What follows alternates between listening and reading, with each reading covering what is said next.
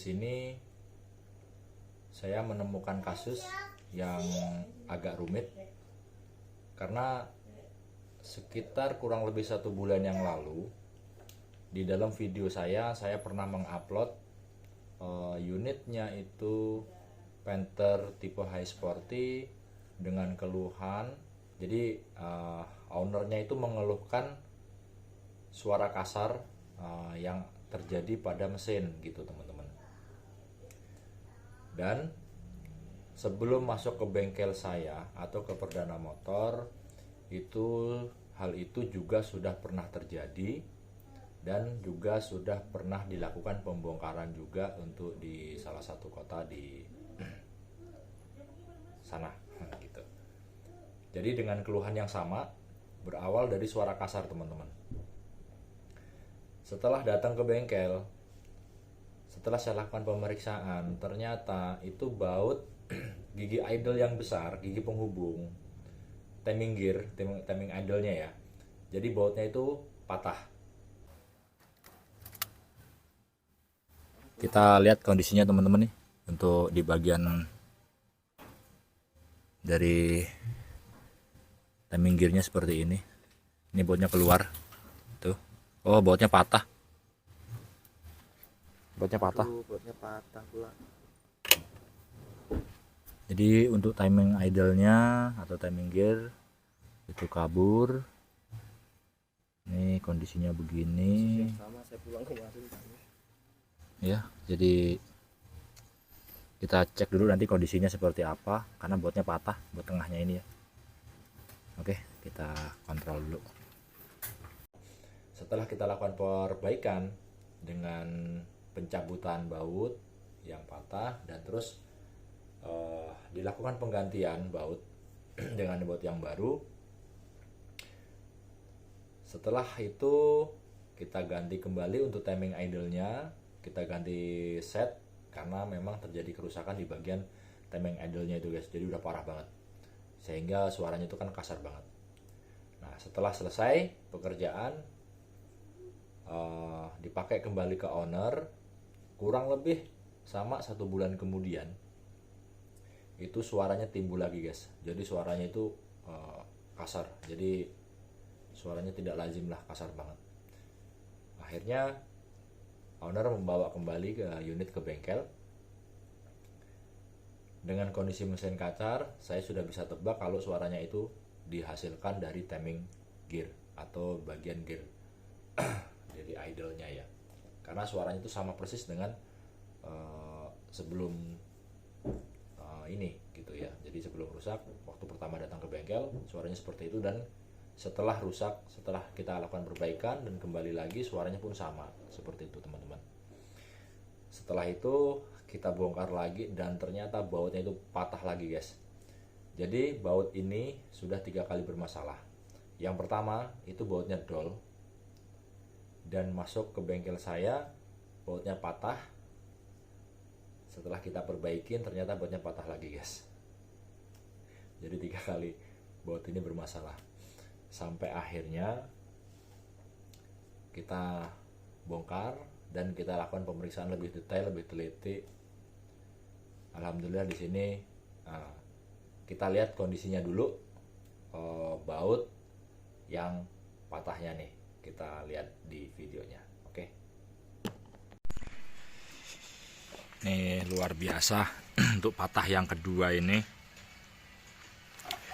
Udah kita bor, nggak kena. Ruwet lur, ruwet. Tuh. Ini udah saya bor pakai tap, buka nggak kena juga saking macetnya. Ini coba akan kita las gantian. Jadi kita isi lagi, kita las. Mudah-mudahan bisa insya Allah. Karena kalau kita las kan mungkin ada panas ya. Jadi lebih ada pergerakan mungkin nanti. Mudah-mudahan ya.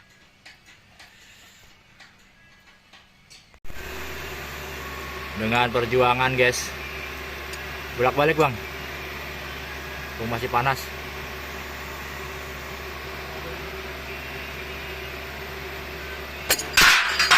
Sorry. Jangan marah-marah dong. Oh, kuncinya panas. Baru megang. Saya dari tadi diem-diem aja. Nih. Perjuangan proses seperti ini, Lur. Jadi kudu sabar. Tapi sabar itu kesel.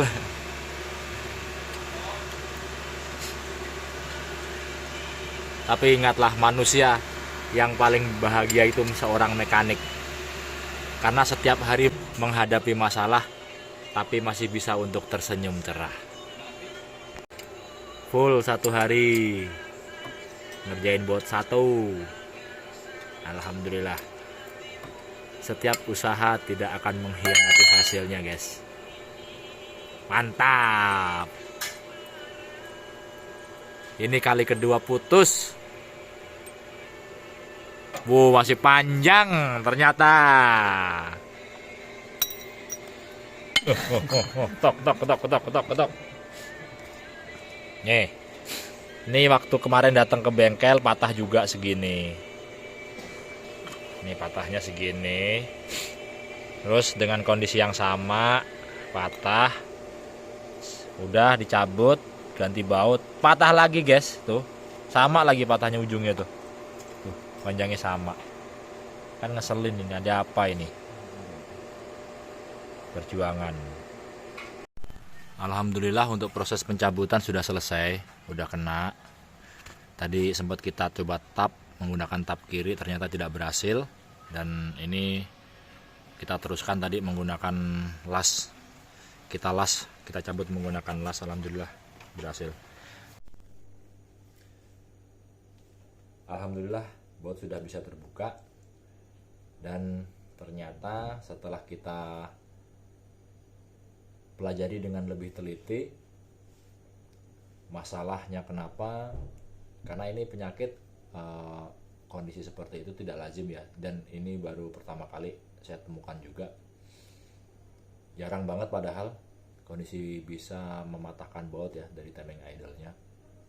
Tapi setelah kita cari masalah, kita coba ukur, ternyata masalahnya itu di bagian housingnya, teman-teman. Jadi housing dari timing gearnya itu di bagian cover yang nempel ke blok itu kan ada busingnya, kita lihat di video nanti. Jadi busingnya itu ternyata sudah kocelak gitu, teman-teman. Jadi kocelaknya ini ternyata rumah busingnya itu yang sudah aus, sehingga waktu kita pemasangan baut, pemasangan gigi, waktu kita lakukan pengencangan itu busingnya itu bisa gerak, jadi bisa gerak bebas gitu, teman-teman. Yang harusnya tidak boleh. Karena yang sudah ketika kita lakukan penyetelan mesin, jadi busing itu ketika masuk ke dalam housingnya itu press dan seret. Tapi untuk unit ini itu sudah terjadi koblakan. Kita lihat di videonya ya, seperti ini oblaknya. Dan ini kita coba ulang lagi, kita flashback. Masalahnya kan sama ini dengan kemarin, kasusnya patah. Berarti kan ada something, ada sesuatu nih gitu. Nah ini coba kita ganti dengan bos yang baru nih, bos gigi idle. Ternyata di sini setelah kita amati terjadi kekocakan nih, oplak di bagian antara bos dengan housing dari timing gearnya ini ya. Biasanya kan ini presisi dia seret, biasanya seperti itu. Nah ini karena mungkin terjadi keausan di bagian dinding silindernya ini. Walaupun kita ganti busing baru, tapi ternyata masih koplak nih, teman-teman nih. Tuh. Nah ini menjadi salah satu penyebab sampai itu baut bisa patah terus ya. Patah dari giginya ini. Gitu, guys. Ini akan coba besok kita akalin. Jadi nggak mungkin kita akan nggak mengganti ini ya, mengganti dari housingnya ini nggak mungkin, karena kan ini satu bendel, satu ini. Coba nanti akan kita akalin, nanti kita bikinkan baut yang tengah ini yang benar-benar presisi, dan ketika kita nanti kencengin dia akan center di tengah sini nih. Jadi baut, ketika baut ini kencang dia tidak akan terjadi pergeseran, tidak begini. Karena kalau menggunakan baut standar itu kan baut standarnya dia koplak begini ya teman-teman ya, gitu kan, tuh koplak, bautnya kecil. Nah ini coba nanti di sini saya ada bahan baut, nanti ini akan dibubut, coba kita bubut, bikinkan drat, kita perkecil, nanti diameternya ini kita bikin sebesar diameter ini nih, diameter bos gitu ya. Ini kita coba dulu sehingga nanti ketika bos ini masuk ke tengah, terus ketika baut dikencengin dia tidak akan bergeser begini nih. Karena ini jadi saya baru bertemu dengan kasus model seperti ini pertama kali nih, gitu ya. Oke teman-teman, nanti ikutin terus. Nah ini teman-teman, ini baut yang kemarin saya punya bahan yang baja putih. Ini sudah selesai kita bikinkan di tukang bubut. Nah, jadi bikin ini teman-teman nih, bikin badannya ini lebih besar. Tujuannya biar bisa dia ngepres ke sini teman-teman nih. Nih, jadi nggak ada spare di sini teman-teman tuh, press di badan bautnya ini. Nih tuh ya. Jadi supaya nanti ketika dipasang, walaupun si busingnya ini dengan covernya itu oblak, tapi dia akan presisi dengan bautnya ini gitu teman-teman ya. Jadi bikin ini alhamdulillah bisa tukang bubut. Ini dratnya 17, tapi ini kepalanya nih 19 karena bikin gitu. Oke ya, kita akan pasang dulu. Selesai sudah untuk pemasangan ya teman-teman. Kita tes hidup, kita dengarkan suaranya. Yuk.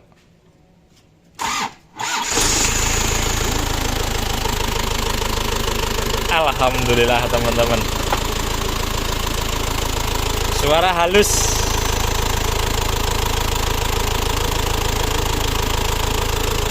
Halus banget.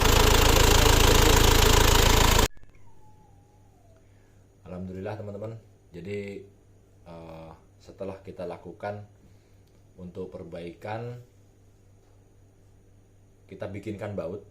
Dari di situ saya menyediakan satu buah baut baja putih. Itu saya ambil dari bautnya shockbreaker mobil minibus, baut shockbreaker depan. Jadi bautnya besar, itu bautnya kurang lebih kunci 19. Dan di situ kita bikinkan baut, tapi diameternya itu sebesar lubang dari busingnya, seperti itu.